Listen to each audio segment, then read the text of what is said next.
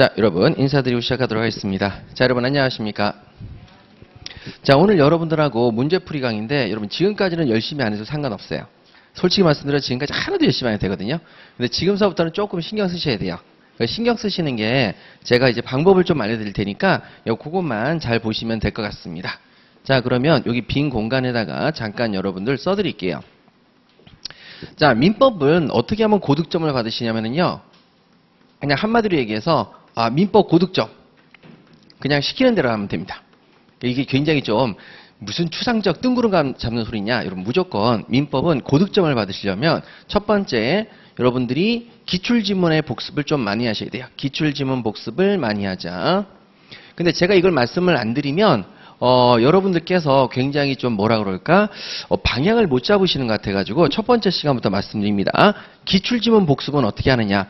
절대적으로 기출지문에서 착각하는 게 있거든요. 기출지문을 다 풀어야 돼요? 다 풀면 안 돼요?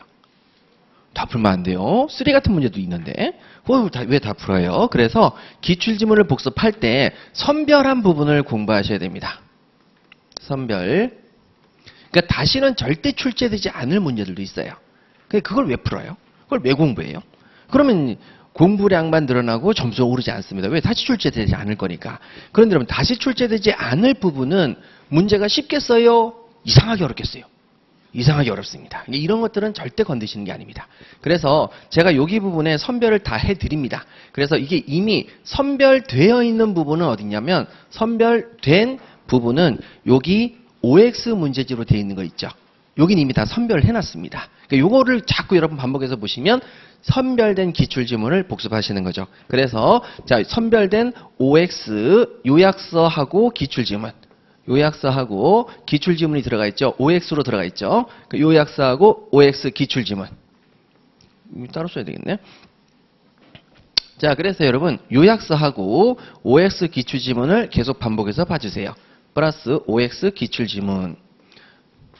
근데 기출지문을 읽으실 때에도 여러분 두 번째입니다. 기출지문을 읽으실 때에도 다 읽느냐. 아이고 뭘 다 읽어요? 다 읽는 것도 시간 낭비지. 자, 그래서 기출지문을 읽으실 때 기출지문을 복습하실 때 그때 복습하실 때 모든 지문을 다 읽는다. 모든 지문을 다 읽으시면 또 점수 떨어집니다. 모든 지문 다 읽지 마세요.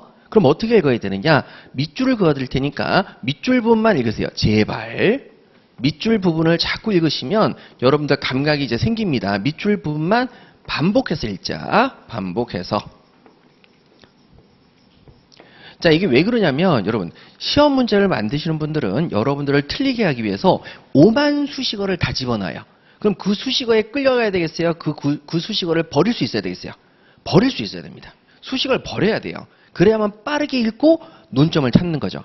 여러분 논점이 이미 정해져 있겠어요? 새롭게 나오겠어요? 정해져 있습니다. 새롭게 나오는 논점은 없어요. 왜 그러냐면 여러분 여기서 여러분들은 지금 행정사 기출지문만 보시겠지만 저는 감정평가사, 노무사, 그 다음에 변리사, 그 다음에 주택관리사보, 그 다음에 가맹거래사 그런 세무사까지 이렇게 해서 수없이 많은 민법총칙 기출문제를 자그마치 15년치를 분석해서 가지고 있어요. 그렇기 때문에 절대 안 나오는 건 안 나와요. 또 그 시험에서만 나오는 게 있고 그 시험에서 안 나오는 게 있어요. 그러니까 가르쳐 드릴 때 모든 경우를 다 가르쳐 드리지 않습니다. 그리고 아직까지 우리 시험에 안 나왔지만 올해 나올 것 같다 그러면 수업을 하고요. 올해도 나오기 어렵다 그러면 수업을 안 해요. 제가 이제 선별을 미리 하거든요. 그렇기 때문에 절대 모든 기출지문을 다 보는 것이 아니고 그 지문을 읽을 때에도 모든 시험에서 논점들이 거의 다 똑같다 안 똑같다? 똑같은 경우가 많기 때문에 밑줄 그은 부분만 반복해서 읽습니다. 그런데 여러분 만약에 기출지문을 복습을 하시고 그 다음에 요것만 보시고 그 다음에 밑줄 그은 부분을 복습을 하셔야 되잖아요. 근데 사람이 욕심이 납니다. 그래서 잘못된 케이스를 하나 알려드릴게요. 이거 해마다 나오니까 솔직히 속상한데 잘못된 케이스. 잘못된 케이스는 뭐냐면 제가 분명히 여기 나와 있는 이 책을 중심으로 해서 꼭 보라고 했어요. 이 책이 몇 페이지냐면은 174페이지입니다. 그러니까 기출지문이 다 들어가고 요약정리가 다 돼 있는데 174페이지짜리예요. 행정학보다 얇습니다. 행정법보다 얇습니다. 자, 요거를 반복해서 읽으라고 그랬는데 사람들이 좀 시간이 나면 어때요? 요거를 반복해서 읽더니만 한 번 읽고 다 했다. 그리고 난 다음에 요 빨간색 문제집으로 바로 넘어가시는 거죠. 요걸로 바로 넘어가십니다. 그럼 여기 예상 문제도 있거든요. 그러면 자 빨간색 문제집 있고 자 요약서를 읽습니다. 그러면 요약서 읽고 그 다음에 빨간색 문제집을 봅니다. 빨간색 문제집도 봅니다. 전 절대 이렇게 하라고 안 합니다. 요약서를 한번 보고 빨간색 문제집으로 가지 말고 빨간색 문제집을 읽을 때 요약서를 2번 보는 게 더 낫습니다. 그러니까 빨간색 문제집은 언제 보느냐 이걸 알려드릴 텐데 자 그러면 시간이 좀 남으니까 사람들이 욕심을 내는 거죠. 빨간색 문제집으로 갑니다. 이렇게 해서 한 번 읽었어요. 문제도 풀고 했어요. 자 그리고 나면은요 여러분 성적이 나중에 되면 선생님 저 성적이 안 올라요 이런 분이 계세요. 성적이 안 오른대요. 그럼 왜 그래요? 정신을 흩어뜨려서요. 흩뜨려서. 그러면 제가 항상 얘기하는 게 이거예요. 요약서를 한 번 읽었다. 시간이 남는다. 그러면 요약서를 한 번 더 읽어라. 그래도 시간 남는다. 한 번 더 읽어라. 회사에 출근할 때 한 번 더 읽어라. 들고 다니기 쪽팔리면 핸드폰으로 찍어서 다시 한 번 읽어라. 그래서 여기를 한 5번 읽으세요. 그리고 난 다음에 이게 좀 정리가 됐다. 그러면 내가 빨간색 문제집에 해당 부분을 풀어보자. 이렇게 하시면 됩니다. 풀어보자. 그러니까 여러분 항상 여러분들이 시간이 없을수록 2번 읽는다. 요거 5번 읽는다. 5번 읽습니다. 요거 한 번 읽을 시간에 요거 5번 읽을 수 있습니다. 진짜 거짓말 안 하고. 요것만 계속 반복해서 읽으시면 돼요. 그런데 여러분들이 자 이렇게 해서 계속 반복을 해주세요. 그럼 선생님 빨간색 문제집은 언제 봅니까? 빨간색 문제집은 여러분들에게 사실 요 기출문제 요거를 딱 보시게 되면 여러분들에게 한 70점 이상은 나옵니다. 70점 이상에서 80점 가까이 나옵니다.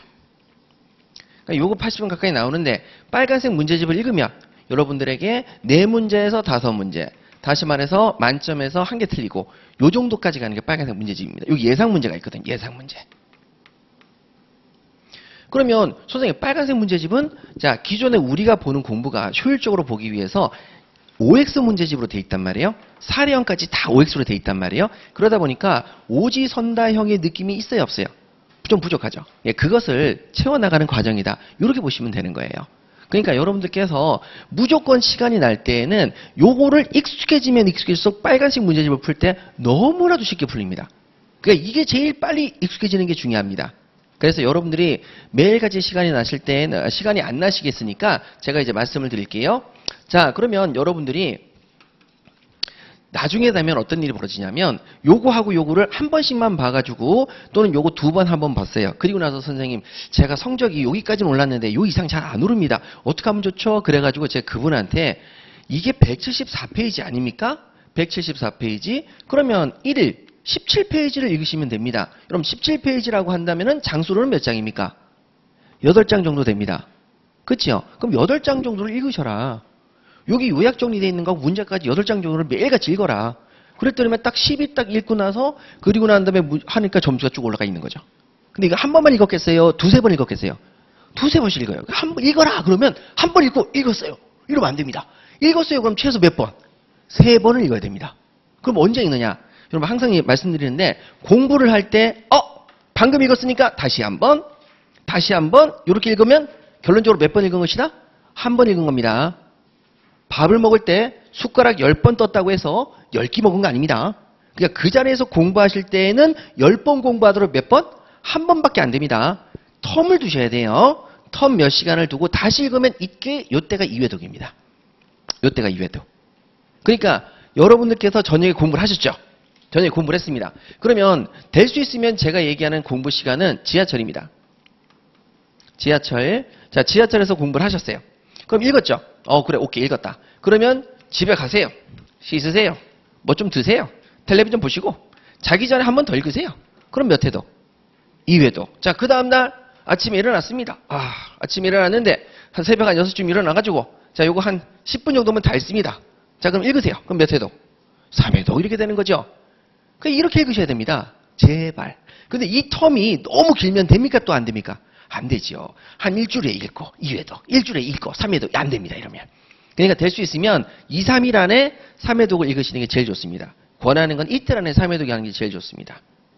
그리고 난 다음에 그렇게 정리를 하고 난 다음에 매주 끝났을 때 다시 한번 그냥 일요일 날 아침에 늦게 일요일 날 아니지. 자, 또 일요일 날 새벽에 일어나서 또 잠깐 10분 읽으면 그 주치 있는 걸 다 읽을 수 있습니다. 계속 그래서 뭐 읽으라고요? 읽는 겁니다. 그래서 여러분들께서 요거를 여러 번 읽으시는 걸 추천드리고 그렇게 내가 충분히 좀 준비가 됐다. 야, 이번 주는 내가 충분히 복습을 했다. 그러면 그 주에 빨간색 문제집을 한번 풀어보자. 이렇게 가시면 되는 거죠. 근데 앉아서 풀어야 되겠어요? 왔다 갔다 하면서 풀어야 되겠어요? 왔다 갔다 하면서 푸는 겁니다. 제발 민법은 앉아서 공부하는 게 아니에요. 앉아서 공부할 것 같으면 제가 이걸 왜 만들어 줬겠습니까? 그렇죠? 예, 이거 앉아서 공부하시는 거 아닙니다. 그래서 그냥 이렇게 서서 핸드폰으로 찍었다가 이렇게 푸시거나 전자책을 구입하시면 전자책을 보시거나 안 그러면 화장실에 앉아서 그럼 한번 푸세요. 화장실에 앉아서 풀 때 너무 좋습니다. 아주 막 이렇게 막 하면서 이러면 이렇게 하면서 이제 맞는 거 틀리는 거 볼 수 있죠. 그런데 여기서 이제 그럼 왜 이런 문제들이 생기느냐? 생각을 잘못하고 있어요. 여러분, 객관식 문제집을 공부하는 것은 문제를 푸는 겁니까? 문제를 읽는 겁니까?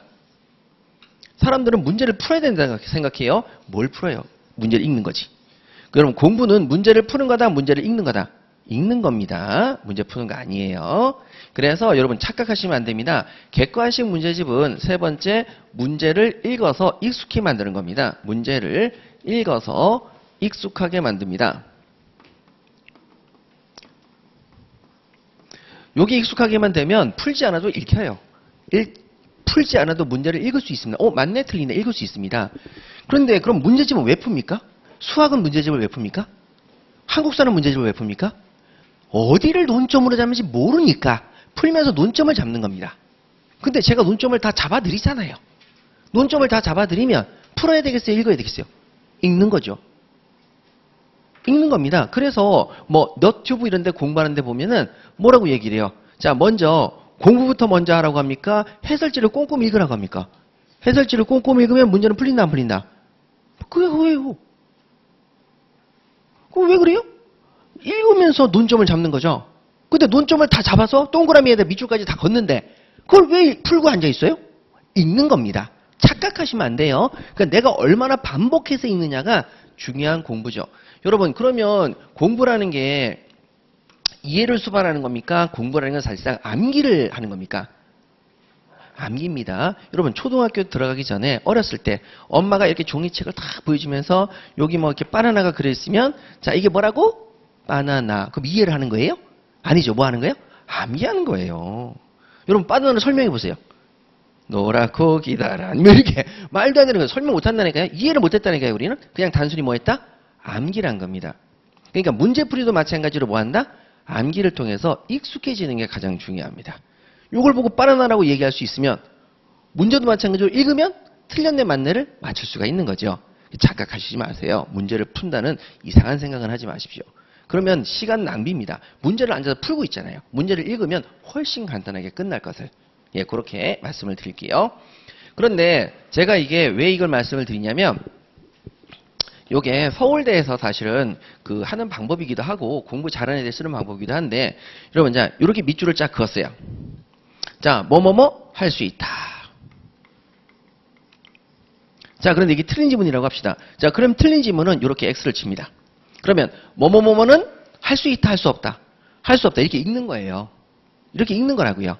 이걸 계속 반복해서 읽고 그 밑에 유사 문제를 보니까 뭐뭐뭐 할 수 있다라고 돼 있어요. 그럼 이거는 뭐 할 수 있다. 요거는 할 수 없다. 똑같은 내용인데 논점을 이렇게 틀리게 되는 거죠. 그리고 오만 수식어가 다 붙습니다. 읽다가 지쳐 쓰러져라. 막 이러면서 오만 수식어가 다 붙으면 여러분 이때는 이걸 읽는다 안 읽는다? 안 읽는 거예요. 옛날에 사법시험 같은 경우에는 일단 시험 문제 한 지문이 1번, 2번, 3번, 4번, 5번 중에서 한 지문이 5줄이 나옵니다. 이렇게. 자, 4번 지문이 몇 줄 나온다고요?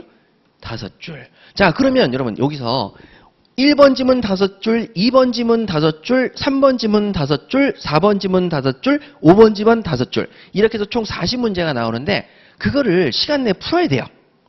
그럼 이거 어떻게 하겠어요? 다 이게 방법이 있었습니다. 그때 당시에. 세 번째 줄까지는 읽지 말라고 합니다. 다 이거는 뭐다? 필요 없는 수식어다. 그럼 이 2줄만 읽으면 되는 거예요. 그럼 우리 시험은 여기 3줄을 빼고 내는 거예요.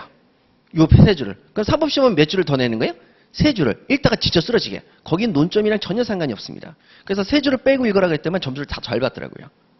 네, 여러분 이런 식으로 문제라는 건 논점이 정해져 있고 그 논점을 속이기 위해서 계속적인 수식어가 붙는다 안 붙는다? 붙는다. 그래서 우리는 그런 별 쓸데없는 수식어를 최대한 쳐내고 본질로 들어간다 안 들어간다? 들어간다. 예, 그렇게 익숙해지면 됩니다. 자, 그럼 그런 개념을 가지고 저랑 같이 우리 정리를 하실 건데요. 자, 우리 13페이지 한번 보세요. 우리 요약서 13페이지. 자, 중요하고요. 그리고 매번 진도를 나가고 그 다음 시간에는 또 비슷하지만 좀 다른 유형의 문제를 풀어서 또 한번 공부했던 걸 테스트해 보도록 하겠습니다. 공부라는 게 별게 아니라니까요. 그냥 여러 번 읽는 거라니까요. 자, 그러면 여러분 여기 한번 보시죠.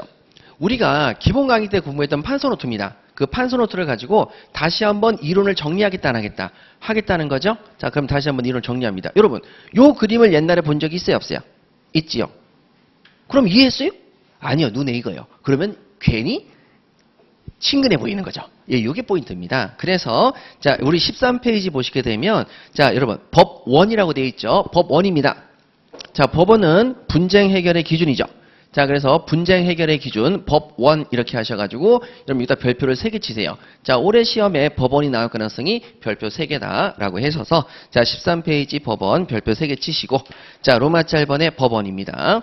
자, 우리 분쟁 해결 기준은 어떻게 한다고 그랬죠? 첫 번째, 법률의 규정이 있으면 뭘로 해결해보자? 법률로 해결한다. 법률의 규정이 없으면 분쟁을 해결하지 않는 게 아니라 뭘로 해결하자? 관습법으로 해결하고, 관습법이 없으면 분쟁 해결을 안 하는 게 아니라 뭘로 해결해보자? 조리. 그럼 여러분 이 분쟁 해결 기준은 누구한테 필요한 거겠어요? 법관들에게 필요한 겁니다. 자, 법관들은 분쟁 해결을 할 때 이 순서대로 분쟁을 해결해야 된다 안 해야 된다? 해야 되죠. 그래서 우리 13페이지 맨 위에 가시죠. 자, 민사에 관해서 자, 거기 동그라미를 치세요. 법률의 규정 동그라미를 치시고 그 다음에 법률 규정이 없으면 관습법으로 분쟁을 해결하고 관습법. 관습법이 없으면 또 동그라미를 치세요. 뭐라고요? 조리. 이렇게 세 군데 동그라미를 치십니다. 법률의 규정, 관습법, 조리. 자, 그러면 왼쪽 편에 딱 보시니까 법률, 관습법, 조리 이렇게 해서 목차가 또 나와 있죠. 자, 법률, 관습법, 조리입니다. 어떻게 읽어야 되는지 알려드릴게요. 자, 그럼 첫 번째 법률이라고 하는 것은 뭐냐? 자, 요거를 이제 따져보는 거죠. 법률이라고 하는 것은 뭐냐? 바로 우리가 흔히 얘기하는 국회에서 제정한 법률을 법률이라고 부르는데 여기 있는 이 법률도 국회에서 제정한 법률을 말하냐라고 하니까 아니다. 뒤를 돌아봐라. 뒤를 딱 보니까 우리는 관습법의 반대말로 쓰는 것이다. 관습법의 반대말. 관습으로 법을 정했다. 여기는 반대말이 뭐죠? 문자로 만들어진 법이다. 그래서 여기 법률은 무슨 뜻이다? 성문법을 의미합니다. 자, 그럼 이 법률은 요 법률과 같다 다르다? 다르다. 요거는 성문법을 의미한다. 문자로 이루어진 법. 그러면 문자로 이루어진 법을 가지고 해결해보고 문자로 가지고 이루어진 법이 없으면 뭘로 해결해보고 관습법. 관습법도 없으면 뭐로 해결해보고 조리. 이렇게 얘기를 하는 거죠. 자, 그러면 여기 나와 있는 이 성문법은 문자로 이루어진 법인데 자, 문자로 이루어진 법이 요렇게 두 군데입니다. 보니까 자, 국회에서 만드는 법률 문자로 이루어져 있죠. 그 다음에 국회가 아닌 행정부에서 제정한 명령, 규칙, 조례 이런 것들도 전부 다 문자로 이루어졌으니까 여기로 들어가 있죠. 그래서 이 성문법을 부를 때 뭐라고도 부르냐면 이런 식으로도 부르죠. 자, 두 문자를 딱 따가지고 이렇게 부릅니다. 법령. 그래서 여러분 성문법을 다른 말로도 뭐라고 부른다고요? 법령. 자, 그래서 법률을 보세요. 법률을 보시면 첫 번째 판례에 동그라미를 치세요. 뭐라고도 부르고 성문법. 그 옆에 또 뭐라고 돼 있습니까? 법령 이렇게 돼 있죠. 예, 그래서 성문법과 법령이라고도 부릅니다. 이 법률을. 그 다음에 이 법률은 그러면 성문법이니까 일단 첫 번째 고유 의미의 법률 밑줄 그으시고 자, 고유 의미의 법률이 여기를 말하는 거죠. 고유 의미의 법률 여기. 자, 그래서 거기 옆에 국회에서 제정된 법률. 국회에서 제정된 법률, 우리가 일반적으로 형식적으로 얘기하는 법률. 그래서 형식적 의미의 법률, 민법 전 이렇게까지 밑줄 그으셔서 자, 국회에서 제정한 법률은 다 들어가고요. 그 다음에 플러스 해가지고 그 옆에 명령도 들어가고요. 밑줄 그으시고 또 플러스 규칙도 들어가고요. 문자로 이루어졌으니까 다 들어갑니다. 조례. 여러분 지방자치단체에서 만든 조례도 문자로 이루어졌다 안 이루어졌다? 이루어졌기 때문에 조례도 들어가고요. 그 다음에 헌법에 의해서 체결 공포된 조약. 여러분 조약도 문자로 해야 하네요? 하죠. 그래서 여기 들어가고요. 그 다음에 일반적으로 승인된 국제법규. 일반적으로 승인된 국제법규도 해적 등에 관한 법률 해가지고 문자로 이루어졌습니다. 그래서 요 문자로 이루어진 모든 법은 다 어디 들어간다? 요 법률에 들어간다. 다른 말로 뭐라고도 한다? 성문법이라고도 하고 다른 말로 뭐라고도 한다? 법령이라고도 한다. 이렇게 이제 정리하시면 되죠. 자, 관습법을 공부해야 될 텐데 그러면 문자로 이루어진 법이 하나도 없다. 그러면 판결을 못하는 게 아니라 법과는 분쟁 해결하기 위해서 뭘 끌고 와라? 관습법을 끌고 와라. 근데 관습법은 별도 목차로 설명한다. 다음 페이지에 있어요. 좀 이따 보도록 하시고. 자, 이런 관습법을 가지고 해결하려고 했는데 그럼에도 해결이 안 되면 뭘 가지고 해결하라? 조리로 해결하라는 거죠. 그래서 조리가 있습니다. 자, 그러면 우리 여기 부분 됐고요. 자, 다음 페이지 잠깐 보시면 설명만 드릴 테니까 굳이 여러분들 더 이상 판사할 필요 없죠. 자, 보십니다. 먼저 김씨 종중이 있는데 남자 종중원들에게만 자, 보상금을 나눠줬더니만 여자 종중원들도 우리도 종중원이다. 보상금을 분배하라고 요구를 합니다. 그래서 자, 법관들한테 재판이 딱 가니까 법관이 판결을 해야 되겠죠. 성문법을 다 뒤져봅니다. 여자도 종중원이라는 성문법은 없더라. 여자도 종중원이라는 본물이 없어요. 옛날서부터 우리 여자는 출가 우애인이다. 집 밖의 사람이라 그래서 같은 종중원으로 안 쳤죠. 그러니까 그런 성문법은 없습니다. 그러면 성문법이 없으니까 분쟁을 판결 안 합니까? 다음으로 넘어갑니까? 다음으로 넘어가죠. 관습법으로 이렇게 판결을 해봤습니다. 관습법을 보니까 야, 남자만 종중원이야. 남자만 종중원이라는 조선시대 이래로 관습법이 있었죠. 그런데 이 관습법을 적용하려고 하니까 뭐에 반하더라? 남녀평등이라는 뭐에 반하다? 헌법에 반하더라는 거죠. 그래서 헌법을 전체법실서라고 하는데 전체법실서에 반합니다. 그래서 헌법에 반하는 관습법은 효력이 없어지는 거죠. 그럼 이거 쓸 수 있다 없다? 없다. 그래서 나머지로 어디로 넘어갔다? 조리로 넘어갔죠. 조리조리 도리도리. 삶의 도리에 의해서 여자도 종중원이다 아니다? 종중원이다. 그런데 여자 남자 이제 종중원이 조리에 맞다라고 판결을 내렸는데 여기서 성년자만 종중원입니까? 미성년자도 종중원입니까? 성년자만. 그렇죠. 이것만 기억나죠. 제사 비용 못 내는 꽃감이나 빼먹는 거는 가라. 이렇게 해서 미성년자는 종중원이 아니죠. 그래서 여러분 조리를 보십니다. B. 성별의 구별 없이. 그래요. 남녀 구별 없이. 밑줄 그으시고.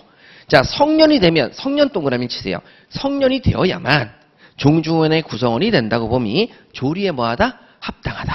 이래가지고 조리에 합당하다. 이렇게 자 체크하시면 되겠네요. 자, 그래서 13페이지는 다 정리가 되셨습니다. 그러면 13페이지 문제를 풀어보도록 할게요. 자, 1번입니다. 자, 1번에 밑줄 그으시죠. 민사에 관해서 밑줄, 법률의 규정 밑줄 그으십니다. 자, 법률의 규정이고 그 다음에 뭘로 가야 됩니까? 관습법 밑줄 그으시고 그 다음에 뭐로 가야 됩니까?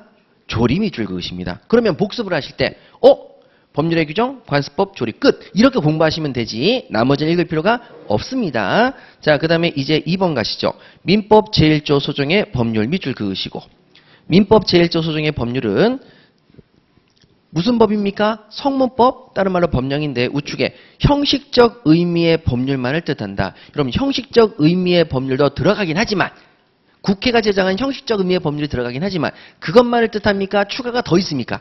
더 있죠. 그래서 만을 X짓입니다. 만을 X짓세요. 자, 그러면 2번을 보세요. 민법 제1조 소정의 법률은 형식적 의미의 법률을 뜻한다. 법률이 들어가긴 들어가야 안 들어가요? 들어는 가죠. 근데 그것만을 말해요. 명령규칙 조로 들어가요. 명령규칙 조로 들어가니까 만은 틀린 거죠. 만의 X. 자, 3번입니다. 조약 밑줄 그으시고 우측에 국제법규 밑줄 그으십니다. 그러면 그 다음에 민법의 법원이 될 수 있습니까? 없습니까? 있죠. 민법의 법원이 될 수 있다. 밑줄 그으시고 없다의 X. 여러분 조약도 성문이 아니에요. 성문. 국제법규도 성문이 아니에요. 성문. 이렇게만 자꾸 읽으시면 됩니다. 나머지는 읽지 마세요. 제발 부탁합니다. 시간 낭비입니다. 그러면 선생님 우리 문제 풀 때는요. 자꾸 읽다 보면 나중에 문제가 그렇게 눈에 들어와요. 오! 다른 게 막 점프하면서 문제가 들어오는 거죠. 법원 하면 요거 이런 거 포인트인데 들어옵니다. 걱정하지 말고 이렇게만 읽으세요. 자, 그 다음에 3-1입니다. 자, 거기도 조약 밑줄 그으시고 조약이기 때문에 민법의 법원이 된다. 우측에 민법의 법원이 됩니다. 자, 3-2번이죠. 조약 밑줄 그으시고 법원이 될 수 있다. 같은 말이죠. 예, 그렇게 간단하게 보십니다. 그러면 여러분 3-1번과 3-2번을 보세요. 어떻게 수식어를 바꿉니까? 헌법에 의해서 체결 공포된 조약 그 다음에 민사에 가는 것 민법 법원이 된다. 민사에 가는 것이 중간에 들어왔죠. 근데 그 다음 해는 어떻게 됐죠? 헌법에 의해서 체결 공포된 민사에 관한 것. 민사에 가는 것을 앞으로 당기고 그 다음에 조약은 법원이 될 수 있다. 이렇게 되지 않습니까? 그러니까 여러분 나머지 쓸데없는 수식어가 계속 앞뒤로 붙을 뿐입니다. 그러면 여러분 3번 문제도 보세요. 헌법에 의해서 체결 공포된 조약 그리고 민사에 관한 것 민법의 법원이 될 수 이제는 없다. 그래서 틀렸죠. 그런데 여기는 뭐가 하나 더 들어갔습니까? 일반적으로 승인된 국제법규가 하나 더 들어갔을 뿐이죠.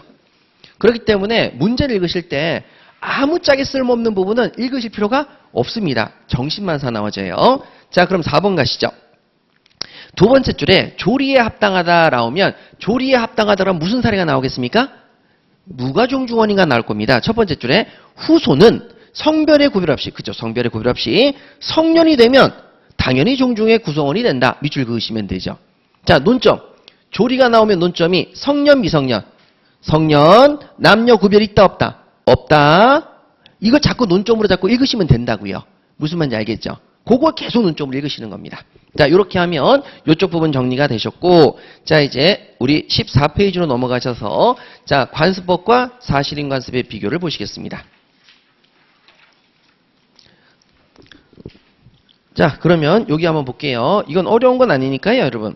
자, 이제부터 다시 한번 제가 말씀을 드릴게요. 지금서부터 여러분들이, 자, 저랑 같이 밑줄을 긋지 않았습니까? 밑줄을 그었죠. 그러면 여러분들이 만약에 이걸 쉬는 시간에 복습하신다고 하면 몇 분 걸리겠어요? 1분이죠, 뭐. 1분 컷. 예, 이걸 원합니다, 저는.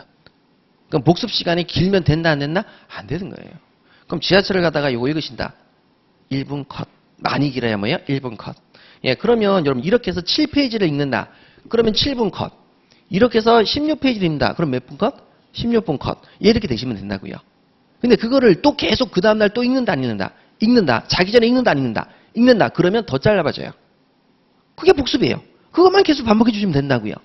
그렇게 해서 오해독을 읽고 난 다음에 문제를 풀어라. 얘기하는 거죠. 근데 이거 오해독 하시면 문제를 풀기는요. 그 다음 주에 시험을 나랑 같이 볼 것이다. 이렇게 되는 거죠. 그래서 한번 테스트 해보시고 그 다음에 여러분 익숙해지면 문제를 풀어보시면 거의 안 틀려요. 무슨 말인지 아시겠죠? 그리고 여기서 필요 없는 문제는 제가 밑줄을 다 그어드릴게요. 이건 읽지 마시라. 절대 읽을 가치가 없다. 다 지워드립니다. 예, 그것도 읽으실 필요가 없어요. 밑줄을 그어서 읽지 말라는 문제가 시험에 나온 적이 단 한 번도 없습니다. 그러니까 제가 책임지고 거드리니까 그건 걱정하지 마세요. 예상 문제 중에서도 시험에 올해 많이 나왔기 때문에 96점 한 개 틀리신 분이 계셨거든요. 그러니까 하나 틀렸다는 얘기는 예상 문제도 한 5문제 중에서 4문제는 적중을 했다는 얘기죠. 예, 그렇게 하니까 걱정하지 마시고. 자, 여러분 그래서 13페이지는 그 정도 정리하시고요. 자, 이제 14페이지 갈게요. 우와, 많다. 이렇게 되는 거죠. 많습니다. 자, 그러면 이제 저랑 같이 또 정리할게요. 요건 이제 됐고요. 여기서 이제 계속 놀게요. 자, 여러분 아까 전에 보셨죠? 여러분 자, 우리가 성문법인 요 법령, 다시 말해서 이 법률은 절대 뭐에 반해서는 안 된다? 헌법에 반해서는 안 됩니다. 헌법은 다른 말로 뭐라고도 부른다고 그랬죠? 전체 법질서에 반하면 안 됩니다. 맞죠? 관습법도 마찬가지로 뭐에 반하면 안 됩니까?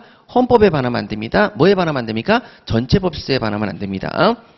자, 그럼 14페이지 보시죠. 자, 먼저 왼쪽 편에 관습법 밑줄 그으시고 우측 편에 사실인 관습 밑줄 그으십니다. 자, 관습법은 슬래시 치면 이렇게 되죠.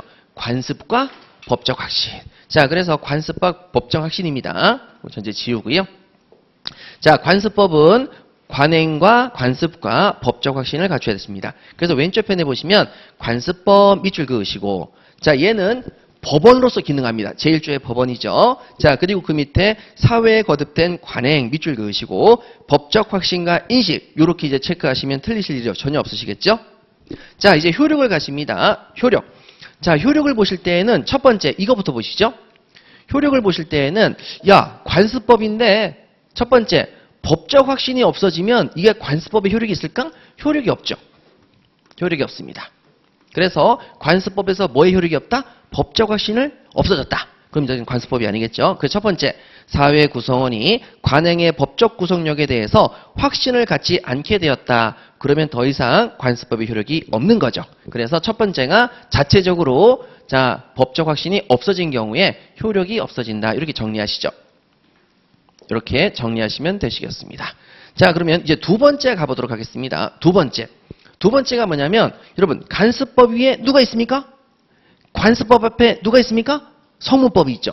성문법과 관습법이 서로 충돌할 수가 있습니다. 여기 두 번째입니다. 충돌하면 관습법이 우선이다, 법률이 우선이다. 법률이 우선입니다. 그래서 거기 두 번째 칸엔 성문법, 법령에 저촉되면 관습법의 효력이 없어진다. 요거 체크하시고 B번에 성문법 법령에 저촉되지 않아야 관습법의 효력이 인정됩니다. 그래서 이걸 또 어떻게 표시하냐면 성문법과 관습법은 열을 세우면 관습법은 어디다 세운다? 뒤에 세운다. 그래서 뭐라고요? 열후적. 그 다음에 관습법은 법률이 없을 때 보충적으로만 들어갈 수 있다. 그래서 뭐라고요? 보충적. 그래서 열후적, 보충적 성격을 가지고 있습니다. 똑같은 표현을 세 가지로 쓰고 있으니까 그 세 가지를 그냥 기억하시는 거죠. 자, 그럼 이게 두 번째입니다. 그리고 마지막 세 번째. 세 번째는 관습법은 절대 무슨 법을 어긋나서는 안 됩니까? 헌법, 전체법질서를 어긋나서는 안 됩니다. 이게 세 번째죠. 그래서 여러분 거기 나와 있는 헌법, 전체법질서에 부합하지 않게 되면 관습법의 효력은 없습니다. 여자도 종주원이 아니다라는 관습법은 헌법이라는 남녀평등 전체법질서에 부합하지 않기 때문에 효력이 없어진 거죠. 그래서 헌법, 전체법질서에 반하지 않아야 관습법의 효력이 인정됩니다. 자, 그래서 여기 부분이 시험에 받칩니다. 자, 어디가 받치라고요? 효력. 효력 파트입니다. 관습법의 효력, 여기가 시험에 받칩니다. 그래서 1, 2, 3 전부 다 뭐라고요? 관습법의 효력이 없어지는 것, 관습법 자체에서 법적核心이 없어지거나, 두 번째 성문법과 저촉이 돼서 효력이 없어지거나, 세 번째 헌법에 반해서 없어지거나, 이렇게 세 가지가 있습니다. 여러분 기본 강의 때 우리가 한번 보셨기 때문에 낯설진 않죠. 그리고 한 번이라도 들어봤기 때문에 용어는 낯설지 않죠. 그러면 성공입니다. 지금서부터가 진짜 공부입니다. 시험을 위해서. 그리고 나서 시험을 딱 합격하고 나면 다시 뭐 하는 거죠? 다 까먹는 거죠. 그 다음에 다시 2차 공부하시는 거 이렇게 되는 거죠. 자, 그러면 다 되셨고요. 자, 이런 관습법은 법이기 때문에 누가 입증 책임을 질 것이냐? 관습법은 법이니까 법원이 직권으로. 그래서 관습법의 법과 법원의 법을 동그라미 치시면 되겠죠. 법원이 직권으로 확정합니다. 법 이렇게 가는 거죠.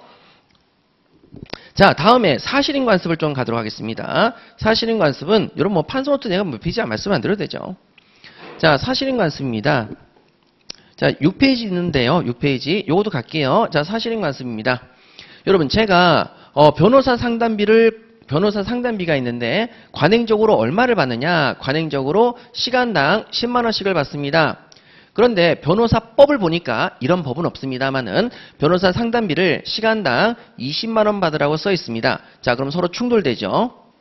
그랬을 때, 자, 변호사 상담비를 정하지 않고 상담하러 왔을 때 상담이 끝나면 10만 원 받는다, 20만 원 받는다? 10만 원 받는다, 20만 원 받는다? 10만 원 받는다. 임의 규정이 있고 임의 규정과 반대되는 관습법이 있으면 뭐에 따른다? 관습. 그래서 우리가 법률행위 해석 기능, 의사를 보충하는 기능이라고 했죠. 왜? 법률행위를 할 때 변호사 상담비를 정했다, 안 정했다? 안 정했는데 어떻게 해석했어요? 관습을 따르래요. 의사를 보충하는 기능, 빠져있는 이 변호사 상담비를 뭘로 채우래요? 관습으로 채우래요. 자, 그래서 여러분 거기 나와 있는 14페이지 맨 위에 가시면 사실인 관습 우측에 있습니다. 사실인 관습은 법률행위의 의사 보충 기능이고 법원은 아닙니다. 분쟁 해결의 기준으로 보지는 않습니다. 자, 그래서 여러분 거기 여기 다시 한번 설명드릴게요. 지금 여러분 이 눈빛이 나 몰라 이런 게 분위기라 자, 설명을 해야 되는 거죠. 네? 페이지 14페이지. 예, 14페이지 맨 위에 우측에 사실인 관습이라고 목차가 보이시죠?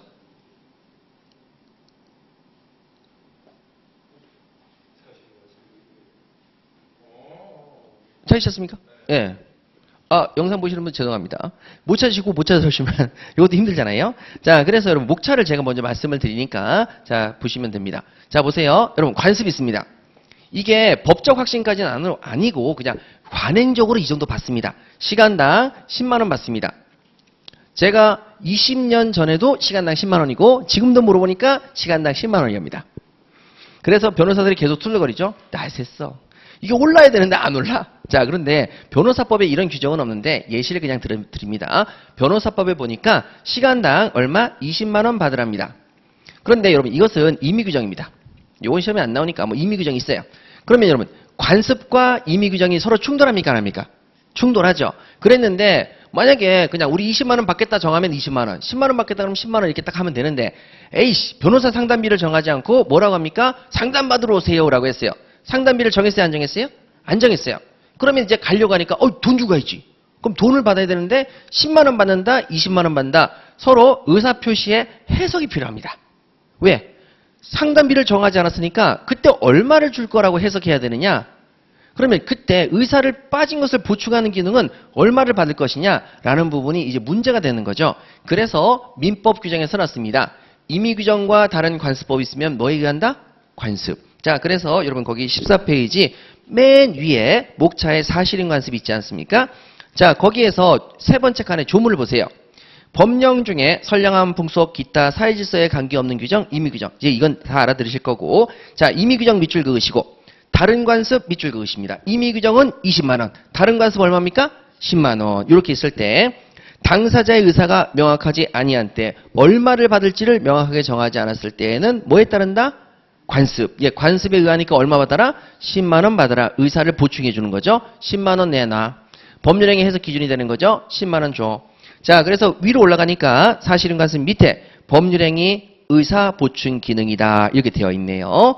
그리고 관습법은 법원입니다만은 사실인 관습은 법원이다 아니다? 아니죠. 예, 그렇게 체크하시면 끝나죠.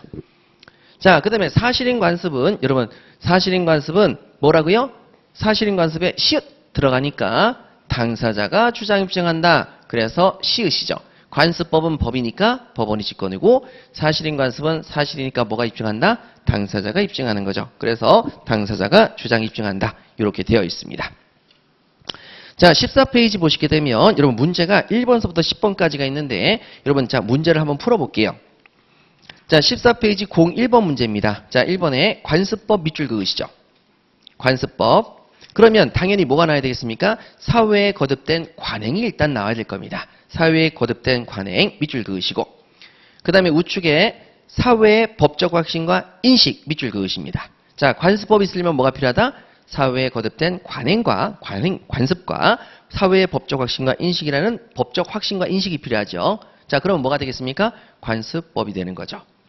자, 요게 18년도 20년도 행정사 기출인데 자, 1-를 보세요. 관습법 밑줄 그으시고 자, 우측에 사회 구성원의 법적 확신과 인식 밑줄 그으십니다. 자, 그러면 뭐가 있어야 된다? 법적 확신과 인식이 있어야 된다. 관행이라는 얘기를 썼어요, 안 썼어요? 안 썼죠. 하지만 이미 들어가 있다는 거 보는 겁니다. 그러면 관습법이 성립하기 위해서는 그냥 뭐가 있어야 된다. 둘 중에 하나 있어야 된다. 둘 다 있어야 되는데 그중에서 사회 구성원의 법적 확신과 인식이 필요해 안 필요해요? 필요하다. 이런 얘기죠. 예, 그렇게 돼 있습니다. 그러면 위에를 보세요. 사회의 법적 확신과 인식을 그 밑에는 뭐라고 풀어놨습니까? 사회 구성원이라는 단어를 더 넣습니다. 사회 구성원. 예, 그렇게 이제 차이가 있는 거죠.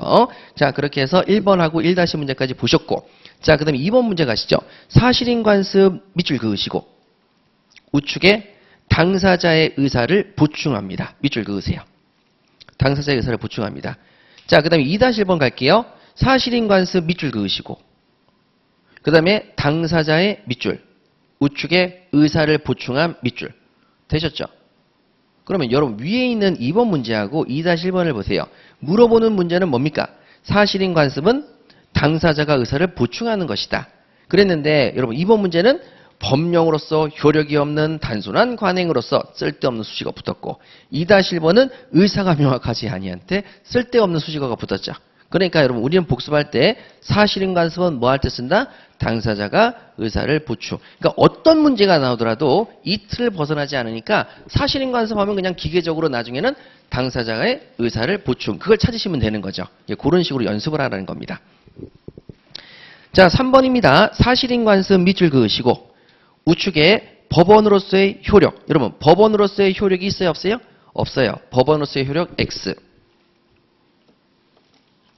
자, 3-1번을 보세요. 자, 22년도 또 풀어 써놨습니다. 사실인 관습 밑줄 그으시고 법원으로서 밑줄 그으시고 우측으로 점프하셔서 효력 밑줄 그으세요.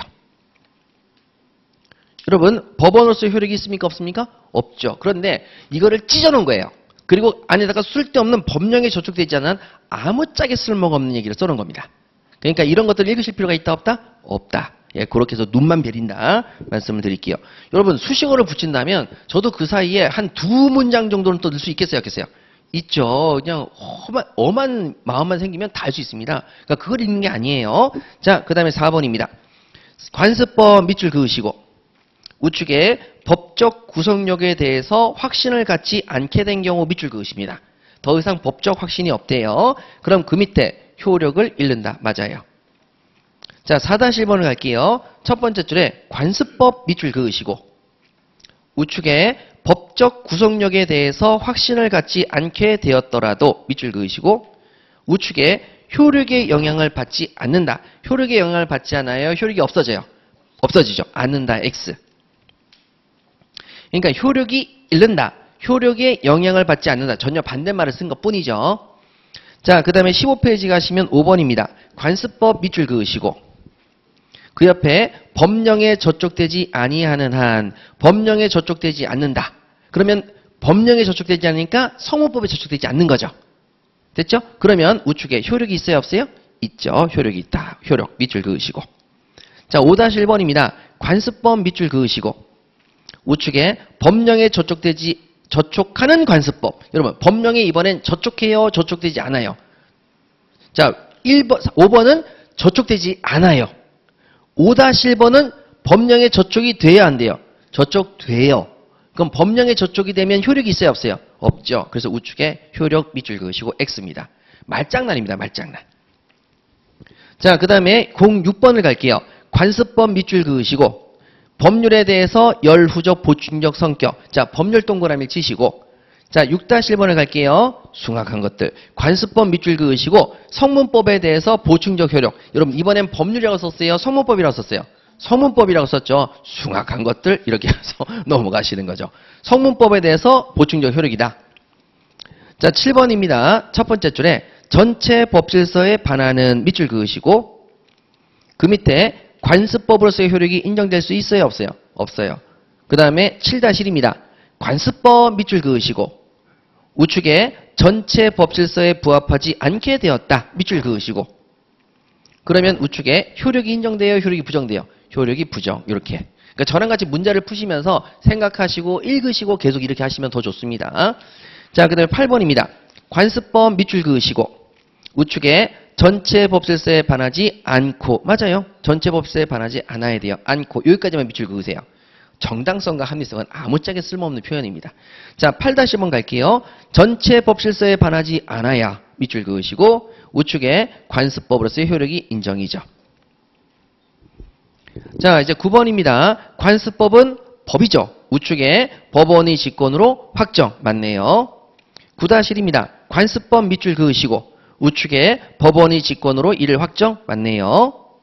10번입니다. 사실인 관습 밑줄 그으시고 우측에 당사자가 주장 증명. 사실인 관습이니까 당사자죠. 이렇게. 자, 이렇게 문제를 푸시면 충분하시다라고 말씀을 드릴게요.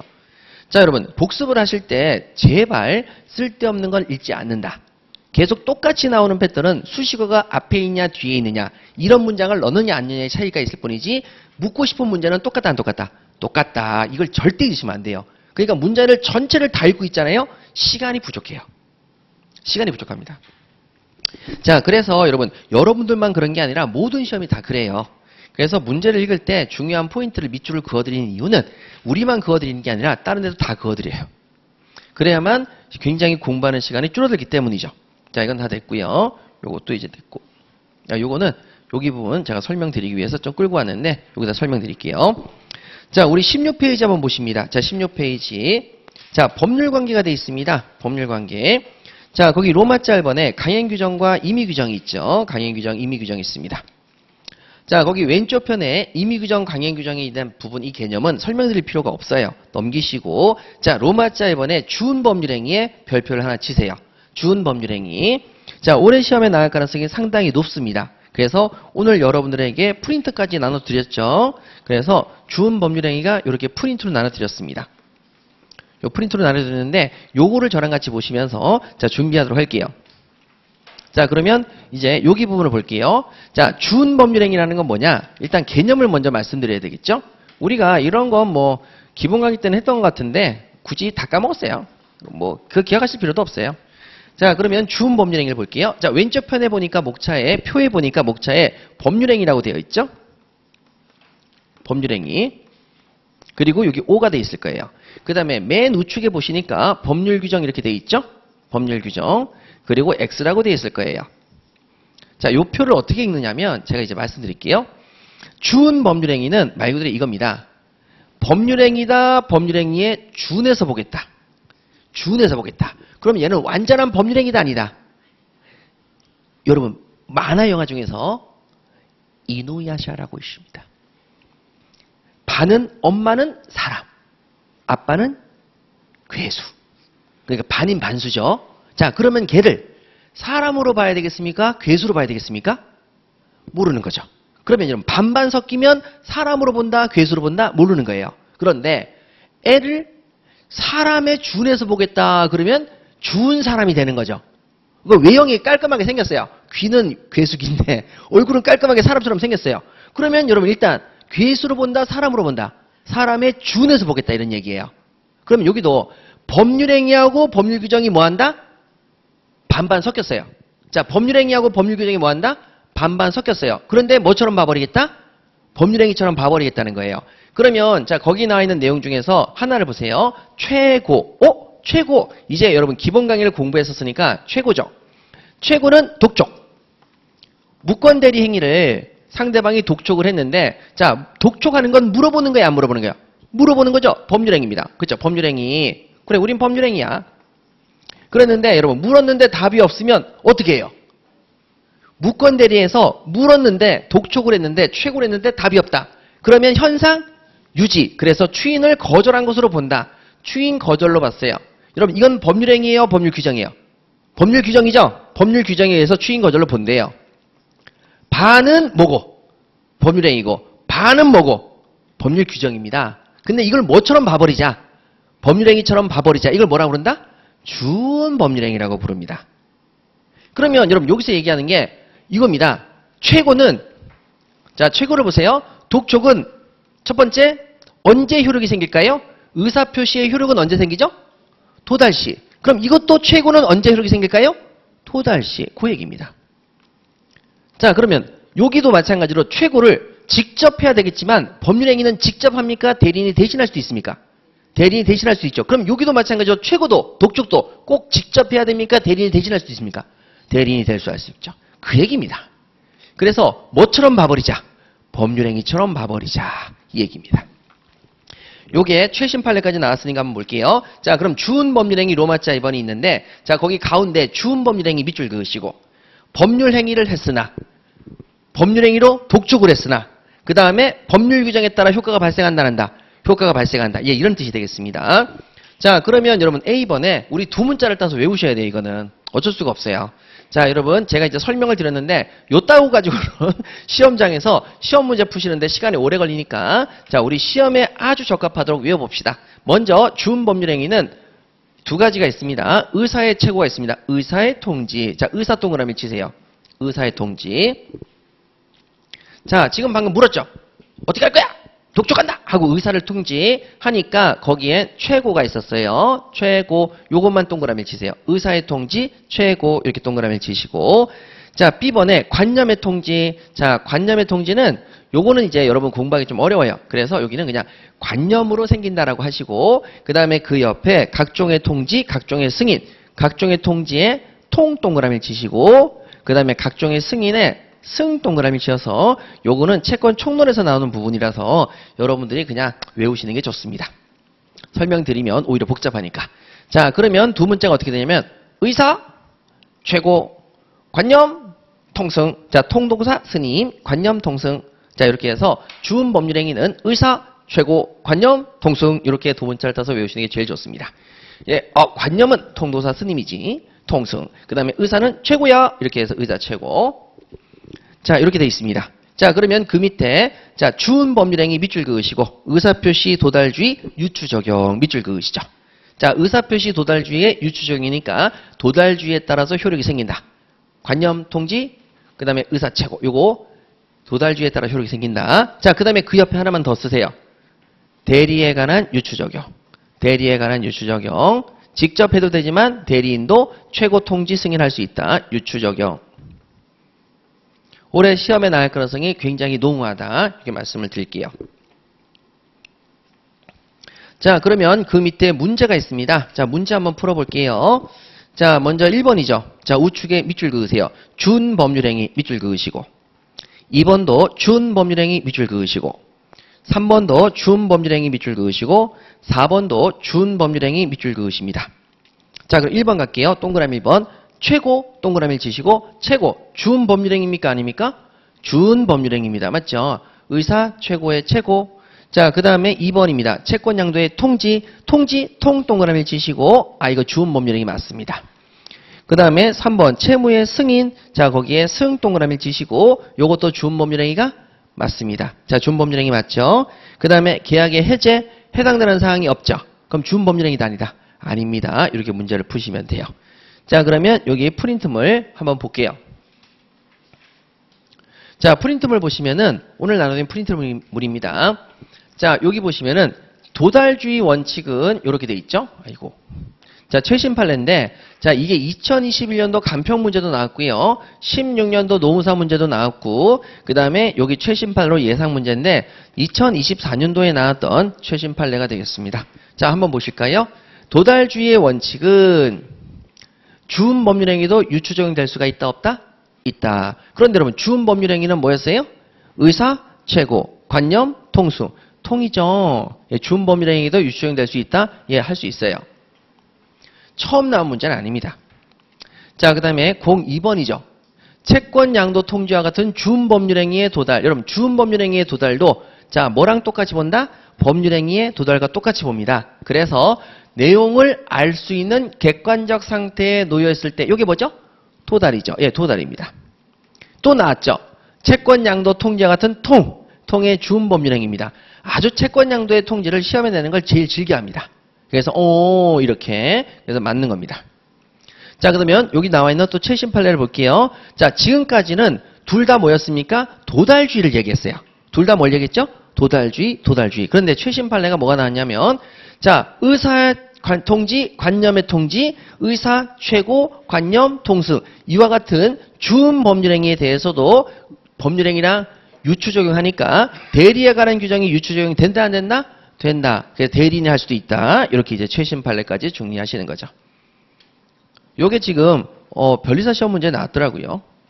최신 판례 정리했는데 원래 이제 사실 제가 이제 우리 시험이 한 5월 달쯤 되고 감정평가사가 이제 다음 달 시험 보거든요. 예, 감정평가사 최신 판례 정리를 했는데 예, 거기서 이제 나왔던 게 변리사에도 나오고 계속 나오는 거죠. 그래서 올해 가능성이 좀 있다. 그래서 작년에는 요거 안 했어요. 작년에는 준법률행위는 X 쳤어요. 아예 수업을 안 했어요. 근데 올해는 수업을 합니다. 계속 해마다 보는 부분이 달라져요. 이렇게 차이가 있습니다. 이렇게 한번 보시면 되겠고. 자, 그러면 이제 이렇게까지 우리가 수업을 나갔잖아요.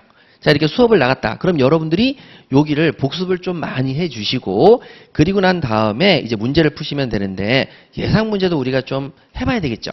그래서 수업 중에 예상 문제를 풀겠습니다. 자, 우리 빨간색 교재를 한번 보세요. 자, 빨간색 교재를 보시면 필요 없는 부분을 제가 지워드릴 테니까 그 부분은 절대 문제를 풀지 마시기 바랍니다.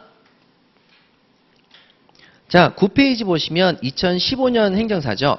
원래 2014년부터 행정사 시험을 봤는데 올해는 그 문제를 뺐어요. 물론 필요한 조문은 놔두고 문장은 놔뒀는데 중복되는 부분들이 많아서 뺐습니다. 걱정하지 마시고요. 자, 10페이지 가보세요. 자, 10페이지에 3번에 4번입니다. 10페이지 3번에 4번 보시면 수목의 집단에 대한 공시 방법 이게 지워버리세요. 절대 시험에 안 나옵니다. 자, 그래서 10페이지에 3번에 4번 지문은 지워버리시고 자, 그 다음에 12페이지 가세요. 자, 12페이지 6번에 2번 이것도 절대 시험에 안 나옵니다. 관습법은 헌법재판소의 위헌법률 심판 대상이 이런 거 절대 안 나와요. X. 정답 지문이 이렇다 하더라도 다시는 안 나옵니다. 그래서 이건 필요 없으니까 X. 자, 되셨고요. 이제 7번 문제 갈게요. 여러분 7번에 뭐가 보이세요? 예상 문제가 보이십니다. 자, 그럼 예상 문제는 저랑 같이 공부를 하시는데 복습을 최우선적으로 한다? 맨 마지막에 한다? 맨 마지막에 한다. 우리는 제일 먼저 뭐를 반복을 많이 한다? 기출지문을 요약서를 반복을 많이 한다. 자, 그 다음에 7번에 갈게요. 여기서 읽어보시고 여러분들이 이해가 되시면 지워버리셔도 됩니다. 자, 먼저 1번 민법 제1조 민법의 법원 밑줄 그으시죠. 민법 제1조 민법의 법원 밑줄 그으시고 우측에 법률 밑줄 그으시죠. 자, 이 법률은 민법 전만을 의미한다. 맞아요? 틀려요? 민법 전만을 의미해요? 명령규칙 들어가요? 명령규칙 들어가죠. 그래서 만에 X 치세요. 민법 전이 들어가긴 합니다만은 그것만을 의미하는 건 아니죠. 자, 이제 2번입니다. 명령 밑줄 그으세요. 명령. 명령은 민법의 법원이 될 수 없습니까? 법원이 될 수 있습니까? 될 수 있죠. 예, 그래서 여기 부분을 보시죠. 또 다시 앞으로 잠깐 돌아갈게요. 자, 민법의 법원이 될 수 있느냐? 요것도 법원이고, 요것도 법원이고, 요것도 법원이죠. 그러면 여기 나 있는 법률은 요것만 말합니까? 요거 다 말합니까? 요거 다 말하죠? 그러면 명령도 법원이 될 수 있어요? 없어요? 있죠. 예, 그렇게 해서 명령 밑줄 그으시고 민법의 법원이 될 수 없다. 없다의 X. 자, 3번입니다. 규칙 밑줄 그으시고 규칙은 민법의 법원이 될 수 없습니까? 법원이 될 수 있습니까? 있죠. 없다 X. 자, 4번 관습법 밑줄 그으시고 사실인 관습이 포함됩니까? 사실인 관습과 관습법은 별개입니까? 별개죠. 그래서 포함된다 X. 포함 안 됩니다. 관습법과 사실인 관습은 달라요. 관습법은 법원이고 사실인 관습은 법원이 아니라 의사표시의 보충 기능입니다. 자, 그 다음에 5번 사실인 관습 밑줄 그으시고 법률행위 해석의 기준입니다. 그냥 읽어보시면 되죠. 나머지는 읽을 필요가 없습니다. 자, 그럼 뒤를 넘겨보시죠. 자, 8번 문제입니다. 8번 문제 여러분들이 풀어보시죠. 요건 이제 같이 여러분들이 풀어보고 저랑 같이 해설로 정리합니다. 14페이지 8번 문제 풀어보세요.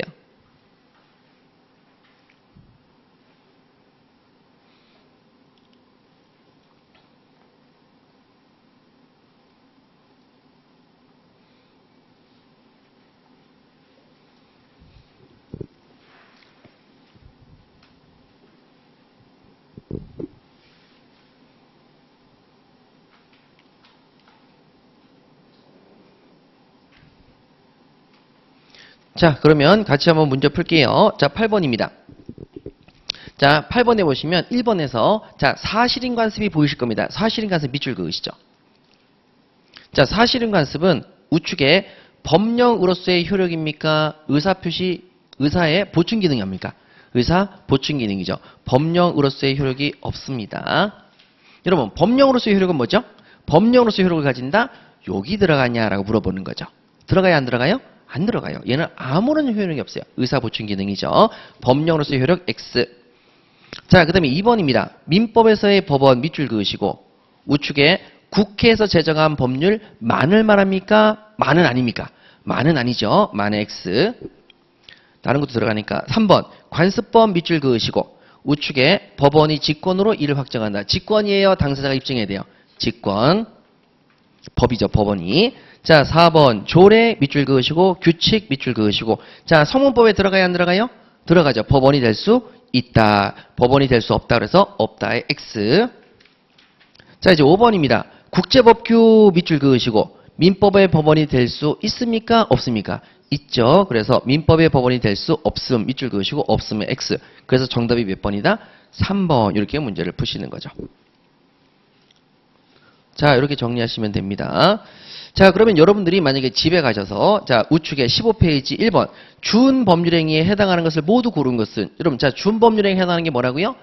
의사, 최고, 관념, 통승. 자, 그러면 여러분 요렇게 뒤에 다로 안 끝나고 그냥 뭐뭐뭐 이렇게 끝나잖아요.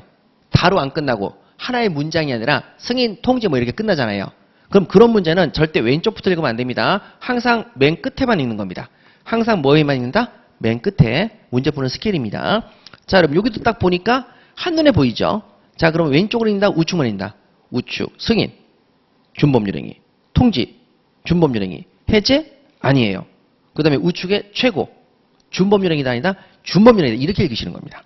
이렇게 문장이 딱딱딱 다로 끝나지 않고 그냥 하나의 단어로 끝나면 항상 어디만 읽는다?